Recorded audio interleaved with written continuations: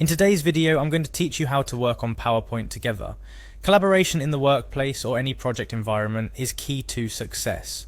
Microsoft PowerPoint offers a fantastic set of tools that allow multiple users to work on a single presentation simultaneously, ensuring that teamwork can flow seamlessly no matter where each member is located. Over the next few minutes, we're going to go through the steps to set this up, making sure you're ready to collaborate efficiently and effectively. Let's start with the basics. First and foremost, you need to open your MS PowerPoint application. This might seem like a straightforward step, but it's the gateway to accessing all the collaborative features that PowerPoint offers. Whether you're working on Windows, Mac, or through the online version, opening PowerPoint is your first step towards collaborative success. Once you've opened PowerPoint, the next logical step is to open your file. You can do this directly from the opening screen, which shows recent documents or gives you the option to browse your computer or cloud storage for the file you need. If you're starting a new project, this is where you would create a new presentation from scratch. Now, this is where the magic of collaboration begins. Look towards the top right corner of your screen, and you'll notice the Share button. Clicking on this opens the door to collaborative work. The Share feature is your key to inviting others to work with you on the presentation.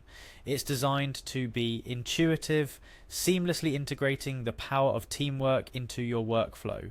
After clicking Share, you're prompted to type in the email addresses of the individuals you want to collaborate with. This step is crucial as it determines who can come on board and contribute to your presentation. You can add as many collaborators as you need simply by typing in their email addresses. Be sure that you're entering the correct details to avoid any hiccups in the invitation process. Now, before you rush to click on the Send button, there's a small but significant detail you need to ensure. Make sure their access is set to Can Edit. This allows your collaborators to make changes, add content, and fully participate in the creation process. It's a vital step, as it transforms the presentation from a solo project to a collective effort. To do this, look for the access options, usually found near where you input the email addresses, and select the appropriate permission level. Once you've confirmed that your collaborators have editing access, it's time to click Send. This action sends an invitation to your colleagues or friends, granting them access to the presentation. They'll receive an email notification from which they can directly access the file and start contributing. And there you have it. The steps to begin working collaboratively on a PowerPoint presentation. But before we wrap up, here are a few additional tips to ensure smooth sailing. Communicate clearly with your team about expectations, deadlines, and specific sections they should work on. Also, make the most of PowerPoint's comments feature to communicate directly within the presentation for feedback or suggestions. In summary, PowerPoint's collaboration features are designed to enhance productivity and streamline the creation process of any presentation.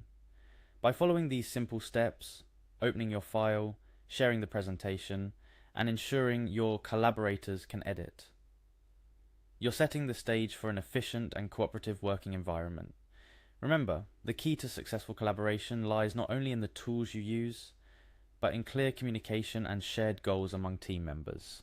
Thank you for watching, and I hope this guide helps you and your team create dynamic and engaging presentations together. Keep experimenting with PowerPoint's features to discover even more ways to make your collaborative projects shine. Happy presenting,